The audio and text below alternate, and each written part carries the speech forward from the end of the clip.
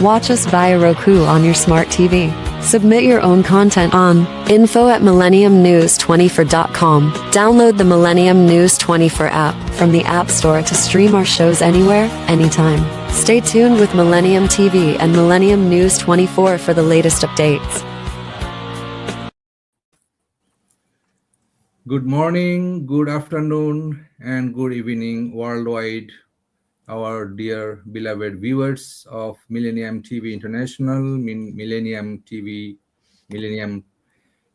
News 24, broadcasting worldwide in US, local time 11 a.m., UK time 3 p.m., and Bangladesh time 9 p.m. and Indian time 8:30 p.m. So this is our favorite show from every week in the Saturday morning in US. We bring up our respected and honorable guest, entrepreneur, as well as the academician, scientist, lawmakers, specialists, engineers, professors. So today we have the guest that we have joining us, and we have been privileged to let you know that today's show has been designed with the most curious topics that entire 200 million people in Bangladesh has been eager and waiting. Nonetheless, we are the only television which is run by Dr. Nur Mohammad Tafadar, the CEO and the owner of the television, has their main center in Bonner Street, Dhaka, and in Manhattan in New York. So, dear viewers, today's topics will be discussed about the general election that was held in 2026, February 12. And I also have privilege to let you know that the gentlemen that in front of you are sitting are some of them are professor with the prominent university in the United Kingdom, the lawmaker and the barrister. And it was an honor for the Bangladeshi government and the Bangladeshi nations that we have been able to communicate with them that there was in Dhaka, in Gazipur, in Khulna, and many other part of the Bangladeshi national elections time as a election observer team assigned by the Election Commission of Bangladesh and granted by the interim government of that time, Professor Dr. Mohammad Yunus interim government. Welcome, Mr. Dr. Hasanat Husain MBE. Thank you. How are you this morning? I also like to welcome our honorable guest, Barrister Keith Best. How are you, Mr. Keith? Very well, thank you. Good to see you. And also I like to welcome Professor, and I think he was also Vice Chancellor, if I'm not wrong, Mr. Simon Lee. How are you, sir, this morning as well? Fine, thank you. Pleased to be here. And as always, I am Engineer Uddin Ahamed, a activist, a IT expert, and working for many years since 2005 in America, in Washington, D.C. I am originally from Bangladesh, who came here for a bright future and serve as a homeland in America now. So therefore, today we have been designed this program, which is for your kind information, is been broadcasting in Facebook, in YouTube, and also in live media. It's a live program that also viewers is watching through the Apple TV, Roku TV, Jago BD, and all the satellite media stream in Bangladesh, in India, in America, in Africa, and many other countries in Asia. This television center is been in US, been established since last 24 years and operating from Bangladesh. But the good news is we are the only television who was privileged to brought up the entire election observer team, who have been visited Bangladesh from United Kingdom, and I'm sure that other television center of Bangladesh, they should take such initiative to listen what actually happened to the election, how the election was happened, how much fruitful, and what was the vital points that the election commission can learn from you, all of you, for their future election. What was the outcome? What was their shortfall? And what was missing? So, with having said that, I like to welcome Dr. Hasanat Hussain MB to give an introductory. And since we have a 1 hour time, so we'll take every guest for a few minutes, then we'll come back with some of our script points. Thank you. Please, Dr. Hasanat Hussain. Thank you. Thanks for inviting us. It's a privilege to be on the air with our colleagues who together we went to Bangladesh at the invitation of the then interim government led by Professor Yunus, just the way you mentioned. But this has to be supported by the Election Commission's office, meaning the Chief Election Commissioners. Yes. But at the same time, the team from UK has to be cleared by the Ministry of Foreign Affairs and Ministry of Home Affairs. Yes. So it was done very quickly because we have been informed only very lately in the beginning of the month of February, where the election was due for 12th of February. Yes. So in our team, of course, there were a collection of good number of people, but because of the very adverse propaganda being dished out against the election to be held, huge misinformation went out in the air saying there will be no election, there is trouble in the streets of Dhaka, etc. Many of our colleagues couldn't make it despite they made all the arrangements from both sides, from the government of Bangladesh, the Election Commission, as well as the Foreign Commonwealth Office here in the United Kingdom. But we, 4 or 5, we could make it because we went. So here we are. I think you also have another guest, Mr. Colin Short. Colin He's Short going to join was, us short, of course. momentarily. Yes. Your time was 3 o'clock. It's just 2 minutes past 3 o'clock. So Once maybe he come, we'll be added him as well. Colin Short is an IT man. Plus, he was added to our team as an expert on election affairs. Yes. He has 30 plus years of experience as a presiding officer in various elections in the United Kingdom. So he will be, I'm sure he will be joining us. But as a preamble, this is what we have in mind to submit to you.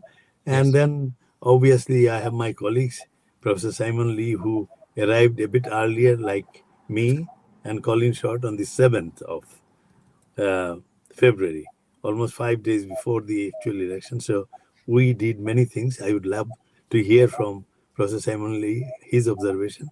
Then, of course, you quite rightly mentioned the former MP, Barrister Keith Best. He is stalwart in many human rights organizations. He is experienced. He was in our team. So it would be interesting for 3 of us to recap on what we did. So thank you, Dr. Hassan. If I go back a little bit behind that, what was the reason of this election? The election supposed to be held on according to the Constitution of Bangladesh. The schedule of the election should be in 2029, not in 2026. With the July revelation of the mass community as well as the students of Bangladesh, we have achieved a successful government change, whereas a new government has been created with the leadership of Professor Dr. Muhammad Yunus. And Professor Dr. Muhammad Yunus was not taken that power not only for the election, but also for redesign the constitutions, ensuring the power of balance between the government, prime minister and the president, and also the freedom of the judiciary, which was been missing for a long time. And as you have mentioned that Mr. Keith Best was a humanitarian worker across the world. So there was no humanitarian situation in Bangladesh was very much denied. and it was being observed by the congressmen of United States and all other Commonwealth countries, European Union, including the United Kingdom. Nonetheless, the previous regime, Hasina regime, was always been negligence of establishing the human rights and the freedom of speech, and go far and beyond from practicing the democracy. On that reason, Professor Dr. Muhammad Yunus has sat down together with all the political parties. Those are coming to the election. And with that, they also have signed a July manifesto based on the July Revolution for the changes onto the constitutions and changing the lower level and the upper level as following the democracy in United Kingdom. So our current parliament is one parliament, but once we have the election designed, so we actually supersede our constitutions, because the constitution does not have those amendments. So President of Bangladesh has to sign an ordinance which is not also part of the constitutions, a special ordinance designed by the President of Bangladesh, and that been proposed by the interim head, which is also a role in the Prime Minister office. Therefore, that election happened, and the election has two parts. One is the general election to electing the new parliamentarian and the new parliament's member, and the second part and the most important part was the vote for yes or no for the July manifesto. With the election result that we observe after the elections, so the yes vote has won tremendously, with the majority vote above 60% voters voted for yes to implement the July manifestos that had been signed by all the major political parties, including the ruling party, Bangladesh Nationalist Party, BNP, Jamaat-e-Islami, the opposition, and other opposition, National Citizen Party, and all other parties have signed to the July manifesto. Hence, we can see that although the new government has been reformed and the parliament has been called by the president, but the ruling party is ignoring and they are fall short and not showing much interest to implement the July manifesto according to the public mandate of the majority, which is vast majority.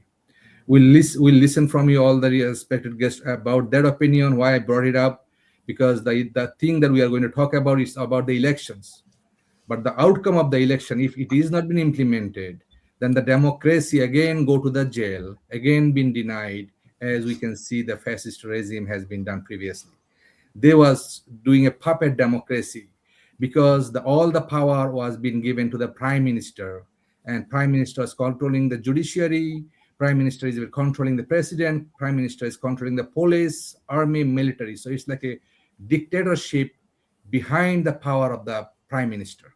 And I have a doubt that the current political party, who is the ruling party, BNP, also like to enjoy that autocratic power, because you all know that the power is very delicious, is even delicious than the food. So I think the current government don't like to give up that. That's why they are maybe declining or ignoring the July manifesto. Why it has been told that one man can be prime minister 2 times, and there will be a upper parliament where will be 100 member, will be also have control the decision and lawmaking. Thank you. I'm going back to Dr. Hasanat Husain. Please start. I just wanted very humbly to say that we thought we are here to describe our experience of the election. Absolutely. And We will discuss it. But I want to give a preemptive from my side that we are in the situation after the election. Of course. We'll talk about it later. We want to relate it between your experience, and we know that there is a free and fair election. So I'm going back to Dr. Hasanat Husain, and then I'll go to Barrister Keith Best. What you see about the ensuring the transparency while you was monitoring the entire process? Please, Dr. Hasanat Husain. I think, like I said, I'll come back, but let's hear what Professor Simon Lee, he Yes. spent most of the time. Sure. Give the floor to Professor Simon Absolutely. Lee. Welcome, Dr. Barrister Keith, then I'll come back. Okay, Mr. Simon Lee, please give us your experience regarding 2-3 points, which I would invite you to tell about the ensuring the transparency by the Election Commission. Yeah. And your impartial assessment for that. Yeah, I was very impressed with the Bangladesh Electoral Commission. We had these lanyards and certificates that we were to have access to all areas. And as we could go to any polling station in the country. Nobody was checking up on us to do that. We chose 8 different ones, all in Dhaka, because there wasn't enough time to go outside the capital. But others went to different parts, and nobody knew what time we were coming. We just had to introduce ourselves to the presiding officer, and then we could talk to anybody. We could take photos. We could listen to people outside and inside. And we saw, you mentioned transparency. I found this very moving, the ballot box, which had transparent sides, but then security ties and an opaque top. And you could see the white ballots and the pink ballots for the referendum going in. And it was very moving to see that nobody was tampering, no chance of that. And then in each space, there was like a curtain where an individual went to cast their vote and nobody else went in with them. Whereas when we came back to England, in our local by-election, there were accusations that, say, the husband went in with the wife and was telling her how to vote and so on. No chance of that happening in the Bangladesh system. There were agents there. There were assistant electoral officers. And we spoke to lots of individual voters, and we could have talked to anybody. So in terms of transparency, I was very, very impressed. Okay. So the second point, I will go to Barrister Mr. Keith Best as an international humanitarian point of view. So have you observed any deterrence or malpractice before or ongoing election time? The short answer to that is no. I mean, my experience with Bangladesh goes back to 1972, when I was first there, almost exactly a year after the Pakistan surrender and the Declaration of Independence. I remember seeing Sheikh Mujibur Rahman, Bangabandhu, on the Awami League platform in Ramna Park giving a speech. And I want to just come back to the point you made about the turbulence of Bangladesh elections. And I opened an office in Sylhet many years ago, and I've been going to Bangladesh more or less on an annual basis, and calling regularly on not so much Khaleda Zia, but certainly Sheikh Hasina, who of course now is under sentence of death and being harbored in India as a result of the July 2024 uprising. I think you're absolutely right to say that the tradition in Bangladesh politics has been for the political party that wins the election more or less to abuse its power. And, you know, I have seen every time the Awami League they won, they used to lock up all the election agents of the BNP and put them into prison. And when the BNP won, they did the reverse with the Awami League election agents. And so, in a way, after the uprising in July 2024, with Muhammad Yunus coming in as the de facto prime minister, but technically called the chief advisor, it was, I think, a very brave decision to call an election this year, not really knowing what was going to happen. obviously, dealing with the biggest flaw in the election was that the Awami League was banned from standing. So was one major political party that was prohibited from fielding any candidates. And I know that detractors of the election will pick on that and say, well, that demonstrates it was not free and fair. But that said, I share Simon Lee's view Colin, that we were extremely impressed by the actions of the Election Commission, particularly the elections handbook that had been produced, which detailed precisely the roles and responsibilities of all the different agents involved in the election officers and such like, and giving very precise requirements of how the polling stations were set up, the secrecy of the ballot, as Simon Lee mentioned, the election agents being there to oversee what was going on. And so that was the first thing. I think the literature from the Election Commission was very, very comprehensive and very, very good indeed. So I congratulate them on that. And indeed, when we visited those 8 polling stations, we saw that those requirements were being followed to the letter. And that was very impressive.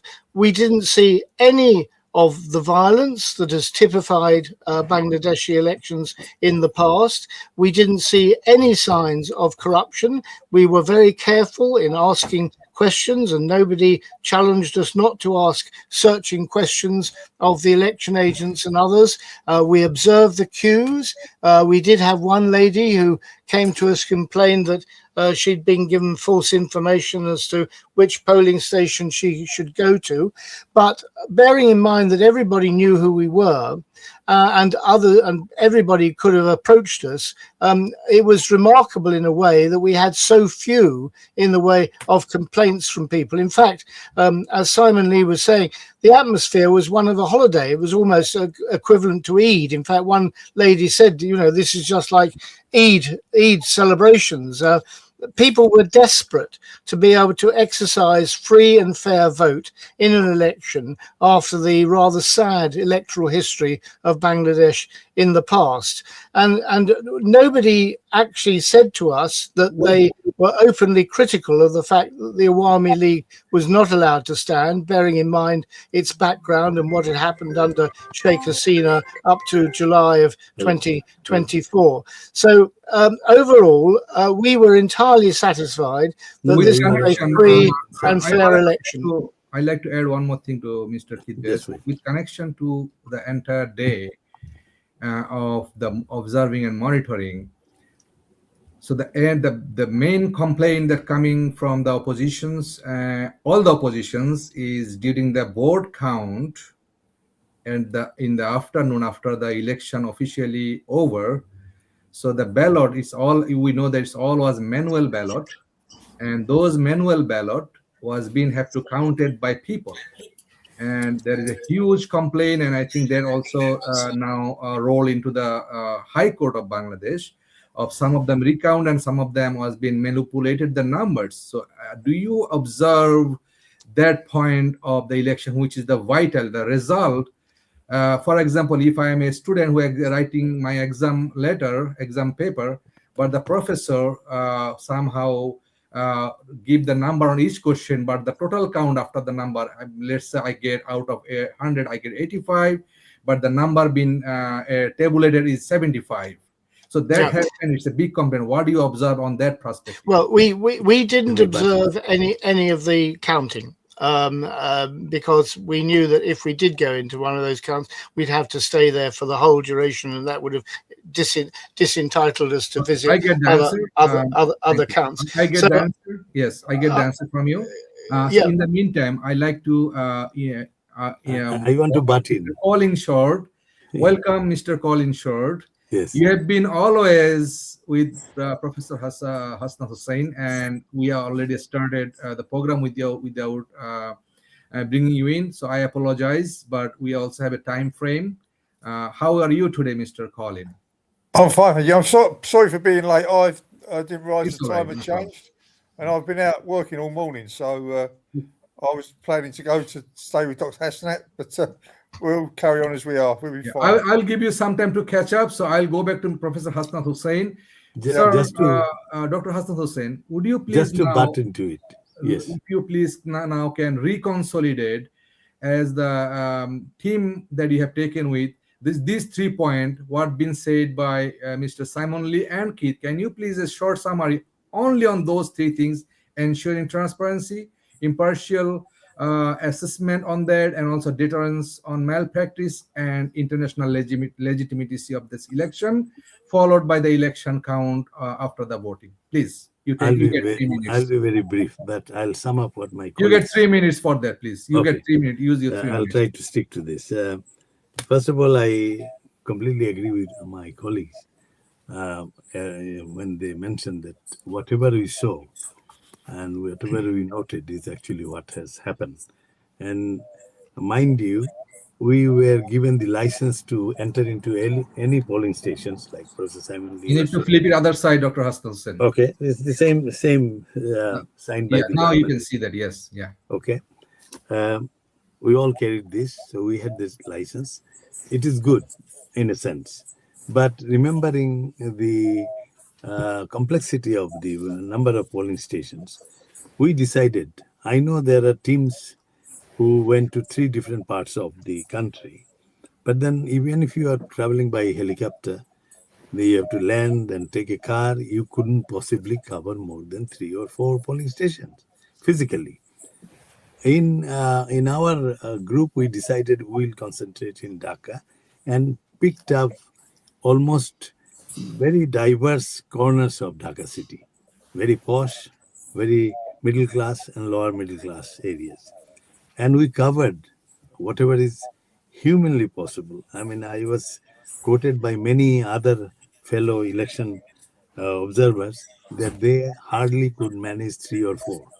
But believe you me, we didn't have any food to take, any time for any water.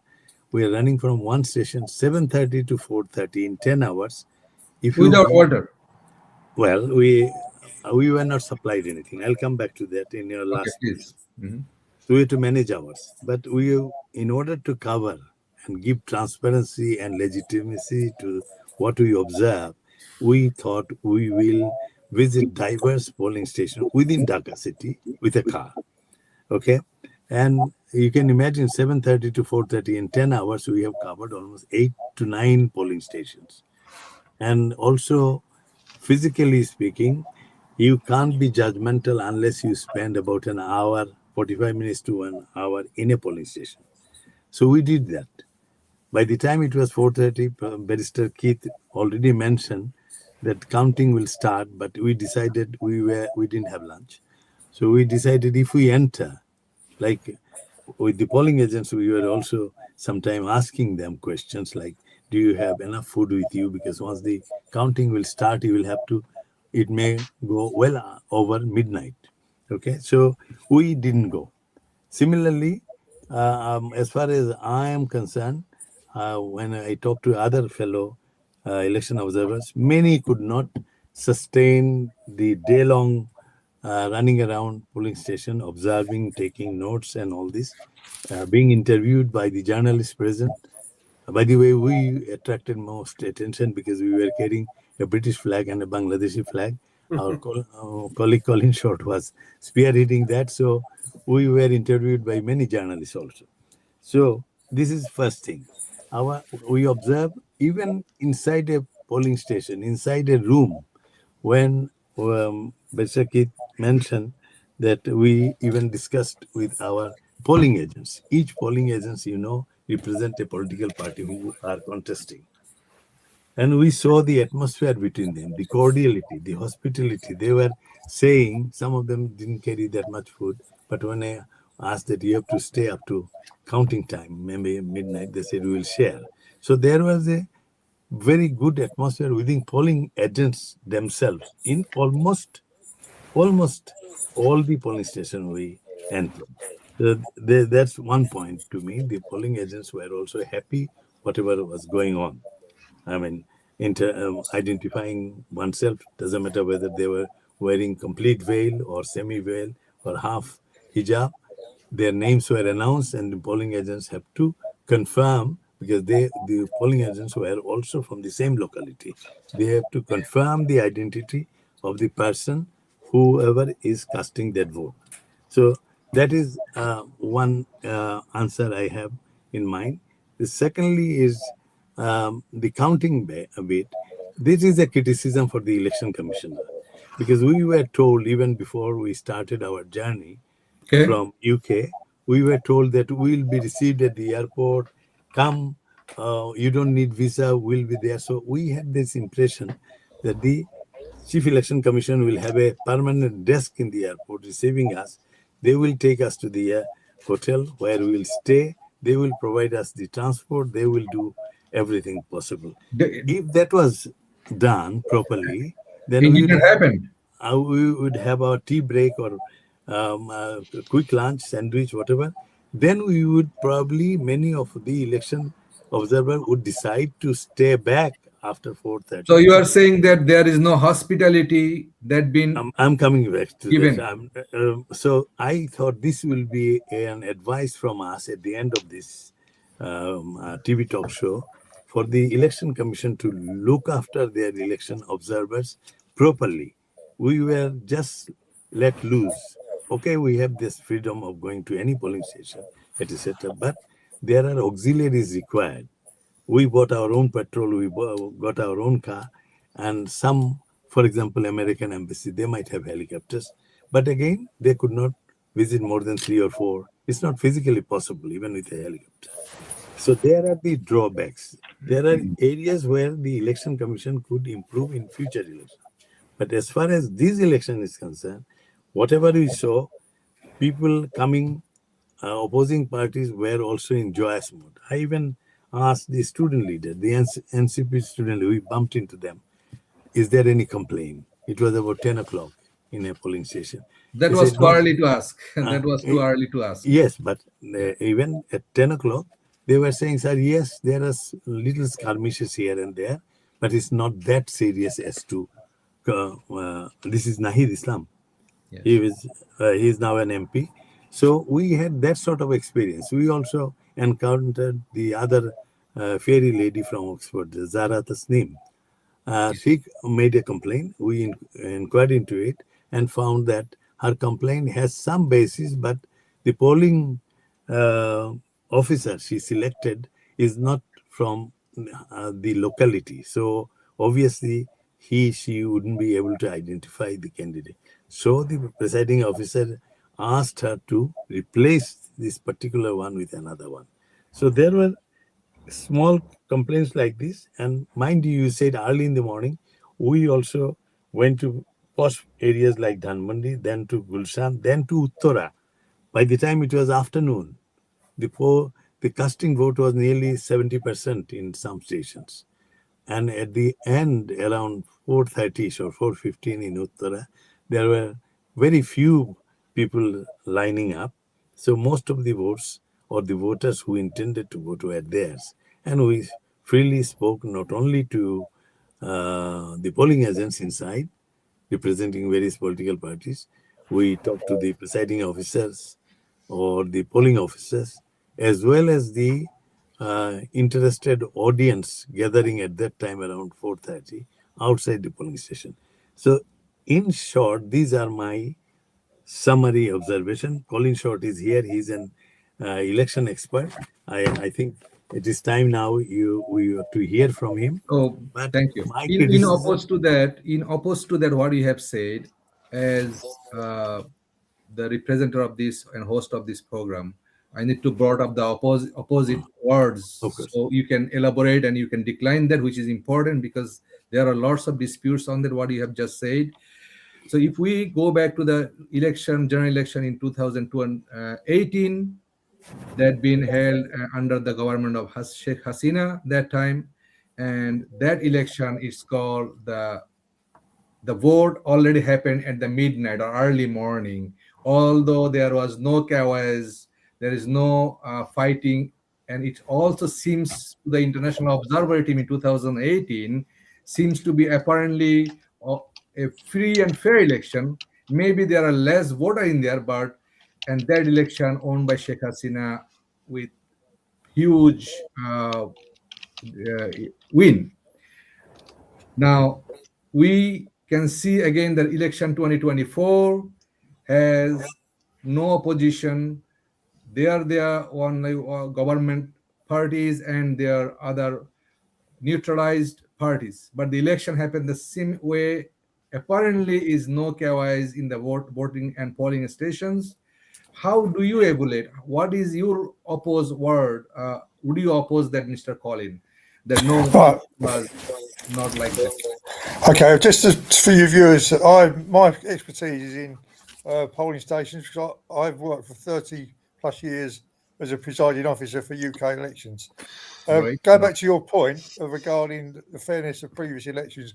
We spoke to a gentleman in one of the polling stations, and he said that this was the first time he'd been able to vote since 2001, because every time he'd gone to the polling station to vote, he got there and he was told he'd already voted. So that's the only comment I could make on what's happened previously. But I had no reason to disbelieve because he was so happy that he was able to vote. And we even met one gentleman who'd flown all the way from Canada just so he could vote in the elections. So, and I don't think someone would have done that if they could vote every previous election. He would have voted by postal vote, the same as a lot of other people.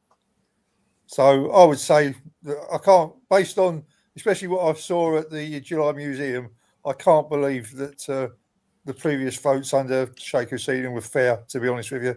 That's just my opinion based on what I've learned in the 3 weeks we were in Bangladesh talking to different people, students, people who lived there, obviously lived there all their lives. So I would personally, Thank you. I wouldn't really believe that they were fair prior during Sheikh Husain's time. I'm not sure what everyone else thinks, but that was the impression I got from talking to people.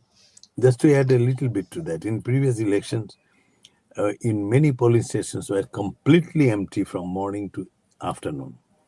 Dogs were sleeping there.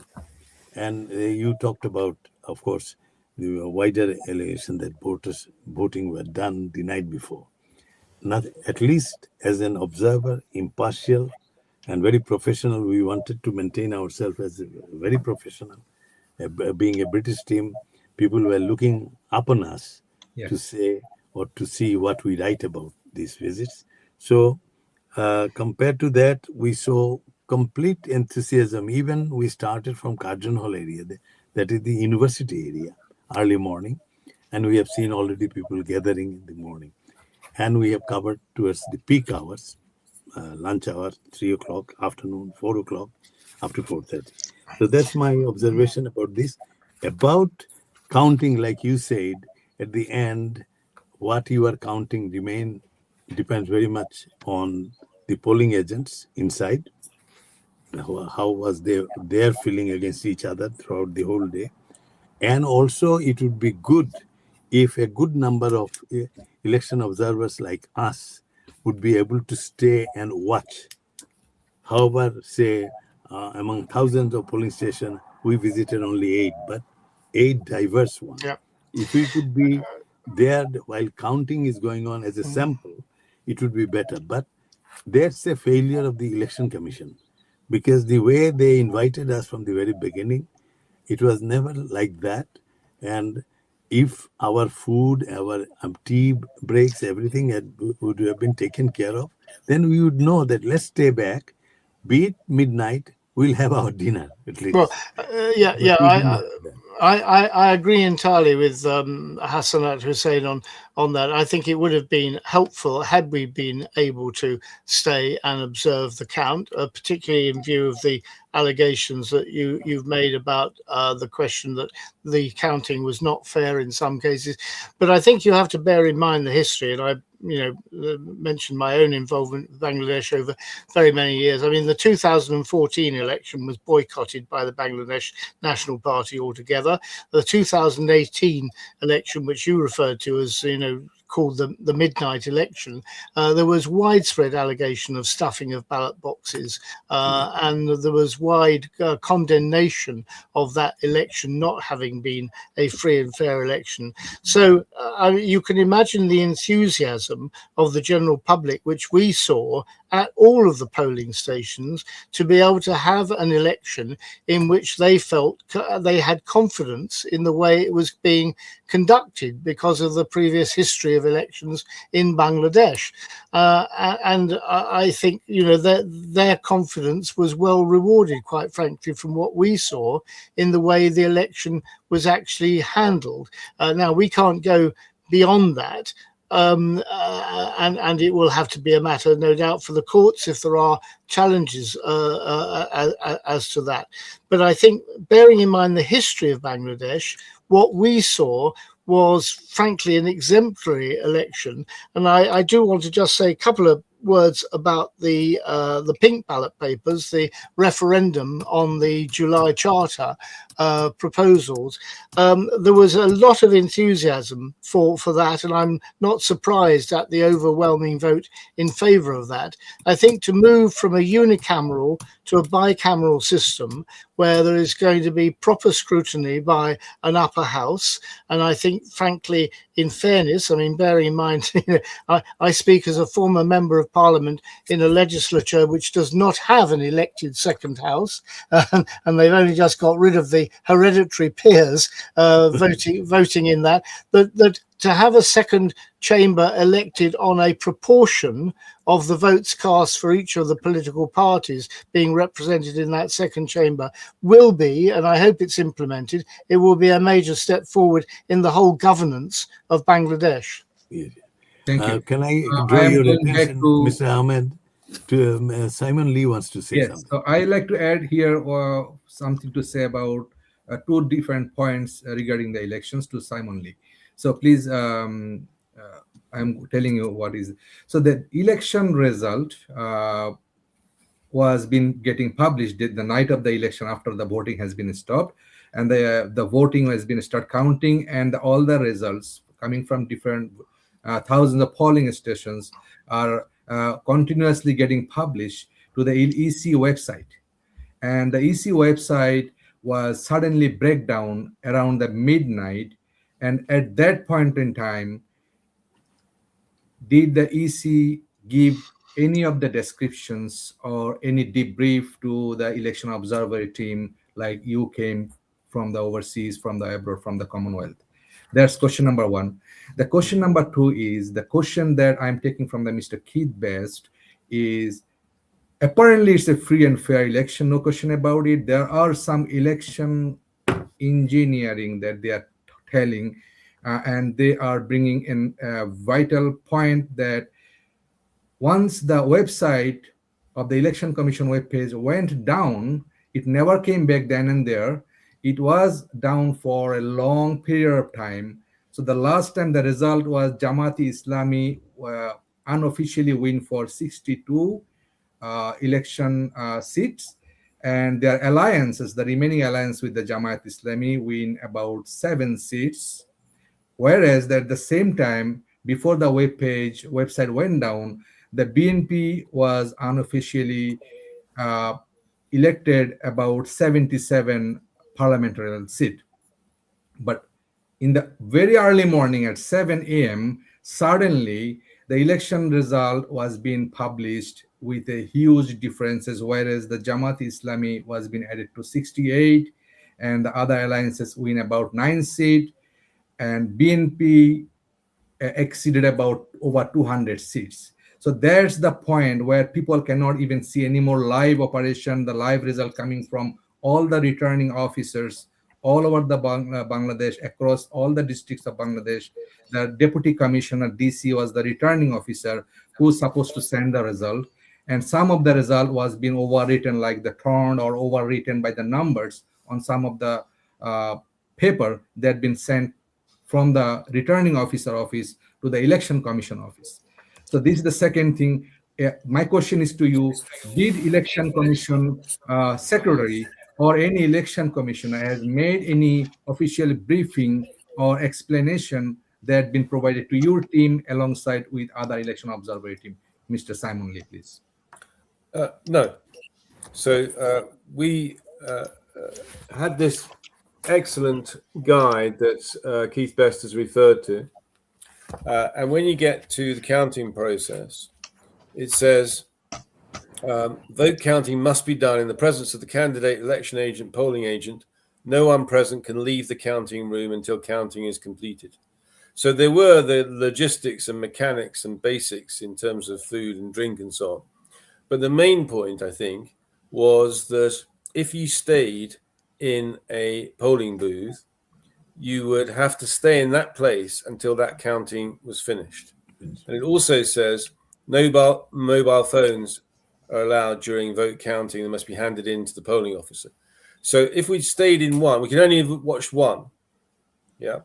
And we'd had to stay there until maybe midnight. Whereas in fact, what we were able to do was to follow, like you're saying, as other people did on the website and on the television news, how things were being reported. But I think there's a couple of other points, if I can just make them, thrown up by what Keith Best and Colin Short have said and what you've said. One is that the diaspora has been mentioned. And this is a fantastic innovation that the diaspora could vote. And however impressive the Bangladesh Electoral Commission had been about allowing you to maybe go to different counts, the reason they didn't allow that was they didn't want anybody to leak to the television what the result was. But nobody was going to be able to check by virtue of being an observer how the diaspora vote was counted. What we do know is the diaspora participated. They were delighted that they were able to vote. And it was a technological feat to be able to hold that vote and to have multi-factor identification to stop forgery. So that was impressive. The second point to make is that when Colin Short has been, polling officer, a returning officer, we say, there's a different system in the UK in that the ballot boxes are brought to a central location in the constituency and then counted. But what we're talking about here is that the count were done in each polling booth where that box was put.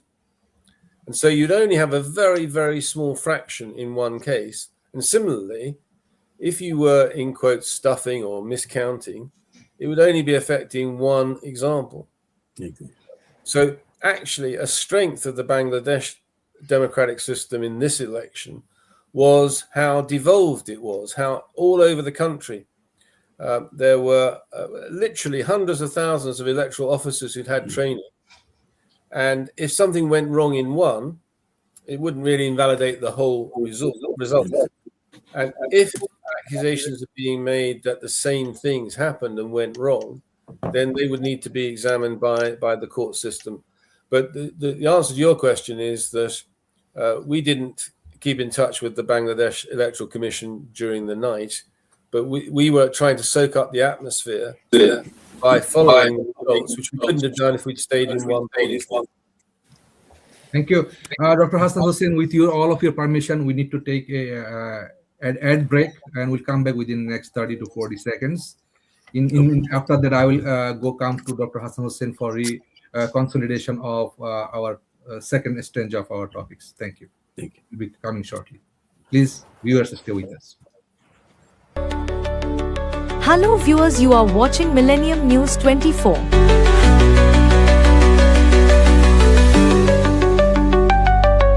America and global villages seen to America independence built by immigrants, manufacturers, roads, highways, educations, healthcare, IT, scientists, space, business development to all thousands of multimedia and all major social media platforms and news network in America. Millennium News 24, one of truthfully news networks in America and global news organizations.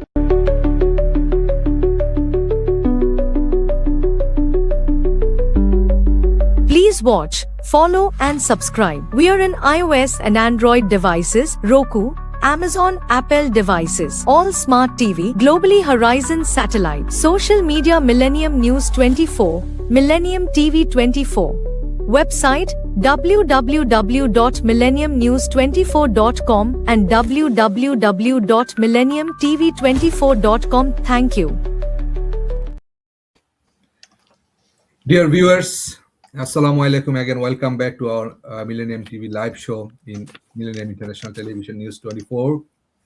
And I'd like to thank you again on behalf of Millennium TV and from my bottom of my heart all of our respected guests to giving the valuable time and donating it for the betterment of Bangladesh. We all discussing about the future and betterment and potentiality and possibility for the upcoming ruling parties and the government and the betterment of the democracy in Bangladesh. So I will go back to Mr. Colin Short to summarize, because we are having few minutes more left.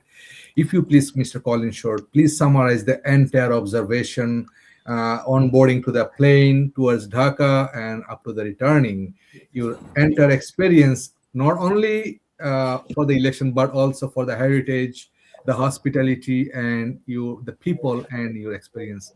I give you 3 minutes. What I would say is that this was my first trip to Bangladesh, and I can honestly say I've never met so many nice, helpful, and caring people anywhere, even in London. Everyone we spoke to, they were happy to be there during and after the election. We spoke to afterwards. I spent an extra 2 weeks with Dr. Hasanat Husain, travelling to Kurna, Sundarban, and Sylhet, and we spoke to lots of people, and they were all really, really nice people. They were really happy about what they'd seen. But I would like to ask one question. Have you mentioned the postal votes yet? Yes. Yeah. What I would say, having been involved in the UK, you can say vote system in Bangladesh is far better than the UK. The fact that you have to go online and then it uses facial recognition to verify the individual, it eliminates effectively personation, which is basically an electoral term for people who try and vote for somebody else. That was one of the things that surprised me the most, about just how good that was. But one thing I would say, by profession, I'm an ICT professional. With regards to the website going down, that I don't know, wasn't aware of this until you mentioned it, but it is not unusual when you've got a lot of people trying to look at a results of something, and basically the system wasn't designed to cope with that level of traffic. So that may well have been the case. But I don't know. But honestly, I couldn't have hoped to have seen a more fair and equal election. All of the people who were in the polling station from the different parties, the people outside who were waiting to go in to vote, everything was very friendly. There was no animosity at all. And to be honest, in that respect, it's better than some of the elections that occur in the UK. So I've really enjoyed my trip to Bangladesh. The people are great. Is not the Bangladeshi foods are much spicy? There's a story about that, but it would take too long to tell you. We went to one particular friend, Dr. Husain, who gave us a lovely meal. All the meals we had were beautiful, but there was one particular dish that even Dr. Husain took one bite and wouldn't eat any more of it because it was a bit too spicy. So, but over the course of the 3 weeks, my ability to eat spicy food increased as we went along. But yeah, it was great. Everything was fantastic. Food, the people, and the election process itself. It couldn't have been fairer from my point of view. Thank you. I'll go back to Dr. Hassan Hussain. As you have lead the team, because you know Bangladesh is your motherland. So would you like to give a 3-minute summary now, or you would like to do it later? It's up to you. I give you the floor now. I take this opportunity to link what Colin Short was saying. No animosity at all, neither seen on the ground outside the polling station or in the roads or inside the particular room within a station.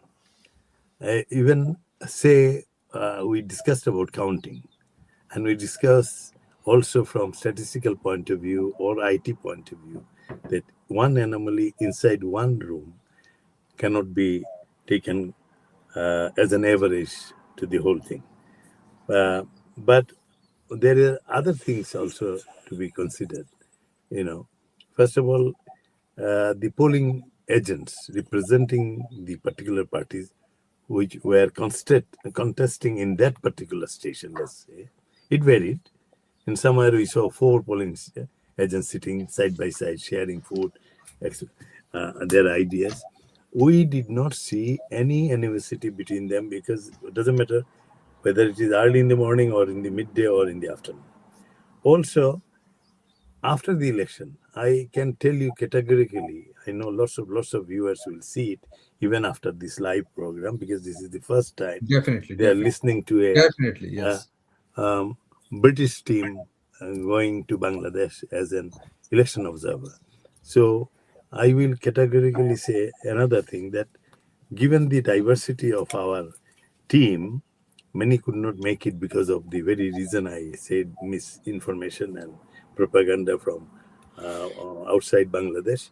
But those of us who went there, we agreed between ourselves that we will see and listen and take down note to what we see, and we are all independent. And independently, we reported our findings. Number one, and That's the beauty right there.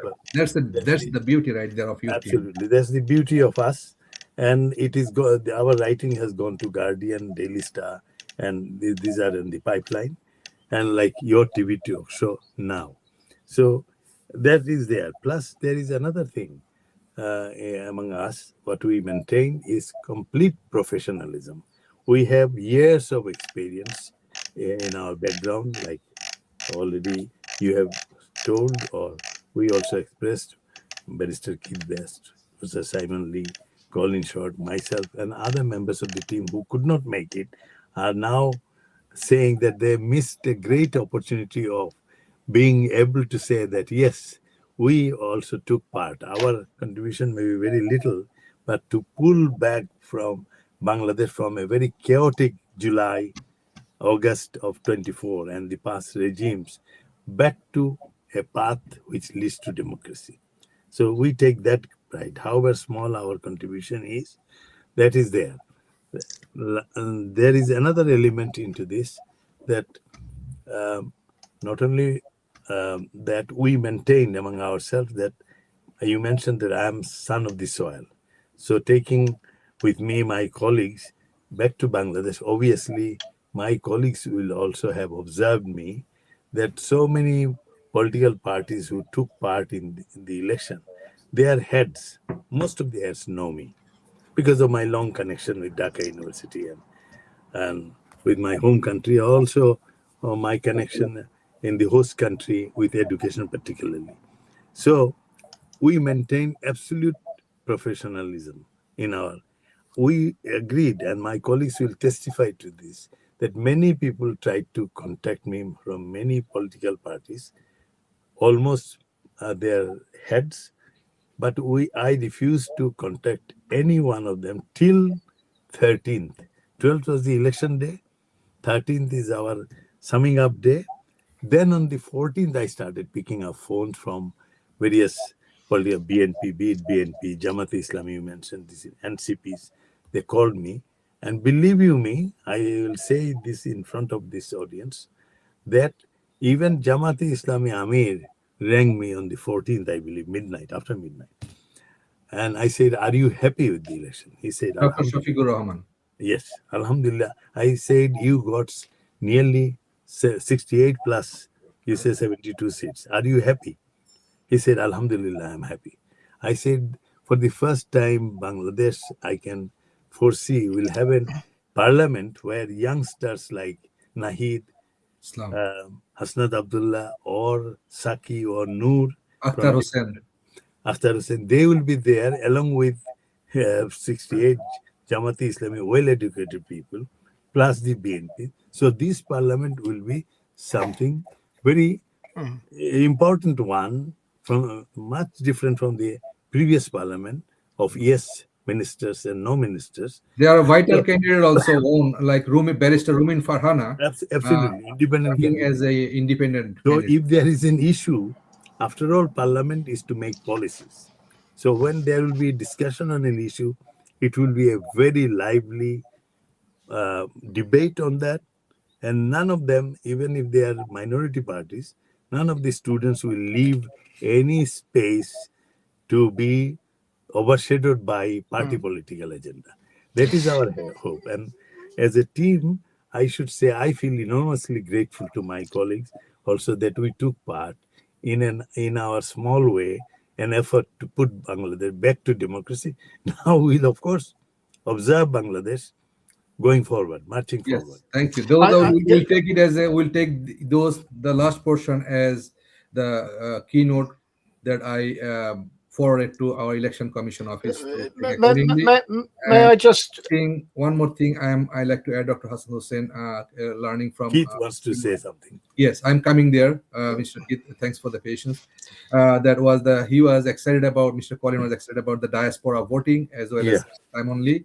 Why don't you mention about that? What is your work to establishing the diaspora voting rights that you fight for voice on behalf of Voice for Globally Bangladesh's president, and forwarding many letters and take initiative actions, even towards the Bodiur Alam Majumdar, who was the election in charge monitor thing. I will come to you for 30 seconds after that, Mr. Hassan Hussain, but now I have to go back to, according to the program, to Mr. Keith Best. We are running out of the time. Mr. Keith Best, would you please summarize from your point of view, as Dr. Hassan Hussain mentioned, that you all remain as independent observer, although you was part of the team. You get 2 minutes, please. Yeah, thank you. Well, first of all, I just want to put this election into context. I'm not at all surprised that there were challenges as to its fairness afterwards. That is a tradition in Bangladeshi politics.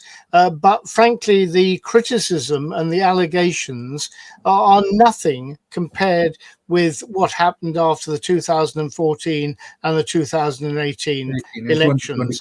And I think you have to bear in mind, just as Dr. Hasanat Husain was mentioning about his personal conversation with Jamaat, I know that Jamaat called for recounts in 32 constituencies. Well, actually, 32 constituencies is a very small number of the total constituencies in any event. But I think the fact that subsequent to the election, Jamaat have said that they want to be a constructive opposition to the government indicates that they are not going to continue to claim that this was a totally flawed and illegitimate election.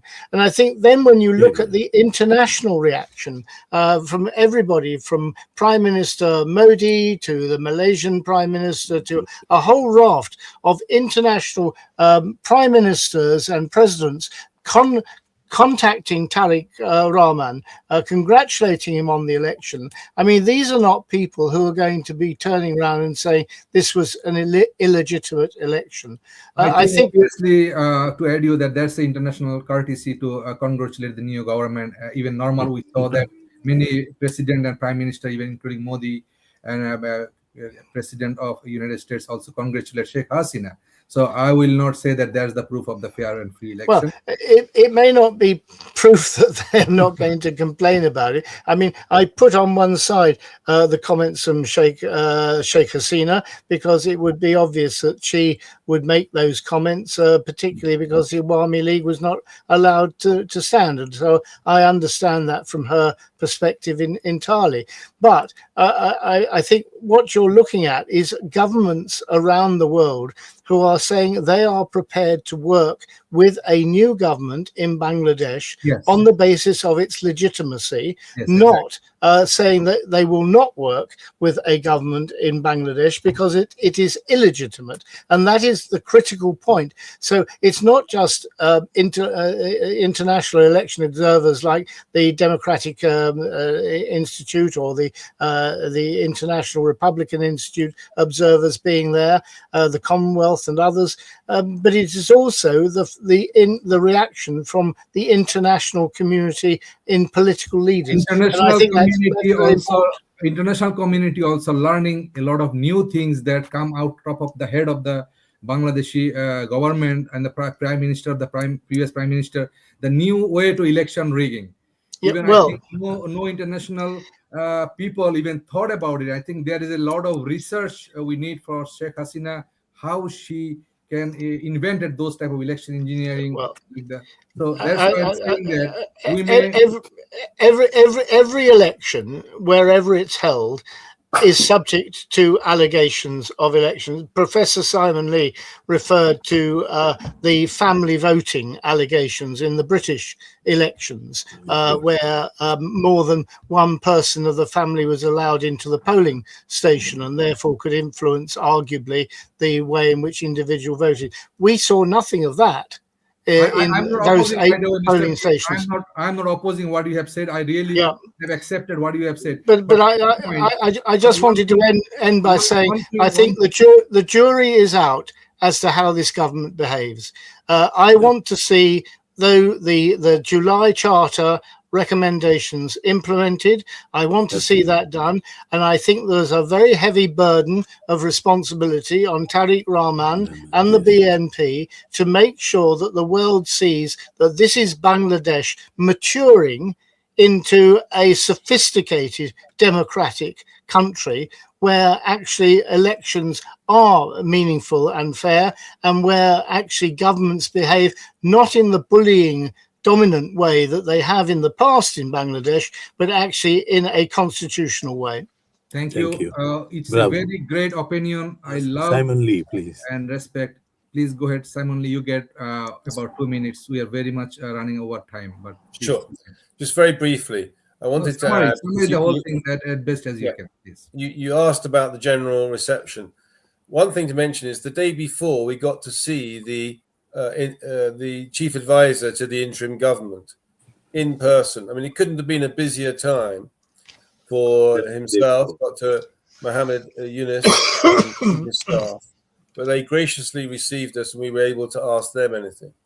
The day after the election, we were able to see the Museum of the Student Uprising, which was very, very moving and explained a lot of the atmosphere.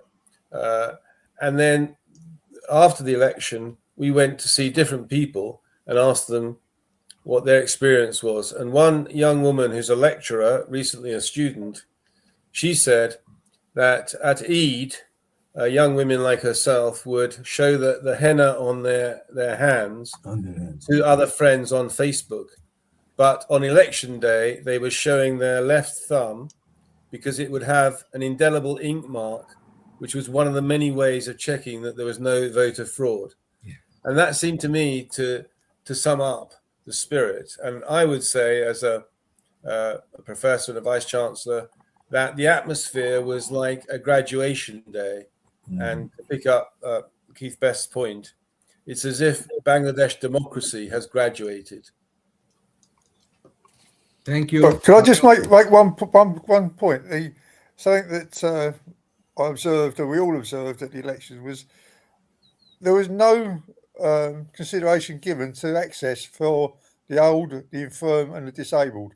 A lot of the booths were on the second or third floor, and we actually saw one individual being carried up the stairs in a wheelchair by other people. And so perhaps in the future, when they choose booths, they could consider putting them on the ground floor with some sort of easy access for the disabled. Okay. Thank you. We learned a lot from you. Just to say thank you very much to all of you. Barrister Keith Best, and you are the former parliamentary member of the House of Lords. We wish you all the very best. Commons, we wish you all the very best. You are uplifting the voice for the negligence, the people who have been neglected all over the world. You always vocal to them. Thank you, Dr. Husain. You have been always vocal to the Bangladeshi politics and for the betterment of Bangladesh throughout your organization, Voice for Justice and Voice for Global Bangladeshis, including adding the voting rights. I didn't have chance to say much about voting rights, but yes, after I'll come to you. I'll give you 1 more minute because you will summarize, and then Mr. Professor Simon Lee, you have been a teacher, you have been an academician, you have been a vice chancellor in UK in a prominent university. I could not recall the name, but you can tell the name of your university though. What university? Both Liverpool Hope University and Leeds Metropolitan University. Thank you so much. And Mr. Colin Short, we missed you at the beginning of the program, but you have input great thoughts and a valuable opinion. So, is there any three of you have anything to say? Any other thing that you like to say before we go to Professor Hassan Hussain? No, I'm fine. Okay, so then I will go back to Dr. Hassan Hussain. If you please summarize within like 1 minute, because we are already run out of 4 minutes extra to the program. Okay. There is a I'll live be news very feed after that. Thank you to Millennium TV and its the huge number of audience, plus all the technicians who are working behind to make this program a success. I'm particularly grateful to my colleagues here who gave so much of their time, energy, money, and effort for a country which is called Bangladesh. And on their behalf also, I can say that we take great pride that we have taken, however small it could be, a part in that journey of Bangladesh into democracy, which we want to see it flourish and take it forward as a role model for the rest of the world. On the second point, just about voting rights, this is another thing we have achieved, and we have seen it. I myself voted from United Kingdom using that small corridor, which the digitalization of postal votes has been done in Bangladesh. It is something praiseworthy. Nearly 800,000 NRBs, non-resident Bangladeshis, voted this time. Hopefully, by next election, about 1.5 million people will be casting their vote. It is such a, I'm a student of science, and I believe that even if in the Middle East, some 20, 25, 50 came to one address, because they work in a factory and all that. But to get it and then to enter into it, you have to have your own NID card. Even if your NID card is lost, every step you have been asked to go into your mobile phone, look into it, look right, look left, smile, so that you are identified in every stage. When you are ready to vote, they say, no, it's not time because your constituent MPs have not yet been selected. So at every stage, such was the safeguard in that system.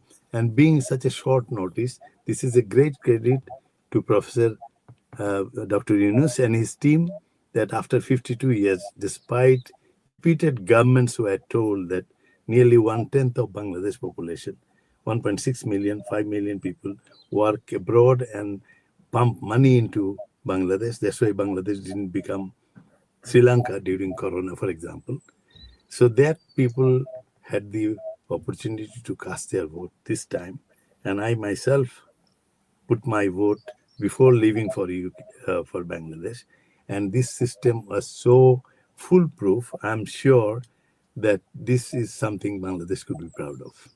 With Thank that, you, Dr. Hassan Hussain. thank you. So now it's time for me to summarize what we have learned from our honorable and respected guest that been joined from UK as the election observatory team assigned by Election Commission of Bangladesh, and they have been reported officially and also reported to their thoughts and their observation to the viewers, because I think this should be another new practice that we have been initiated throughout the Millennium TV to come out to the media and give the detail. So what we learned from that, dear viewers, we learned that the election has been held in February 12 for two different reasons. One is to elect the new parliamentarian member of parliaments for Bangladesh, and also the voting for the July manifesto.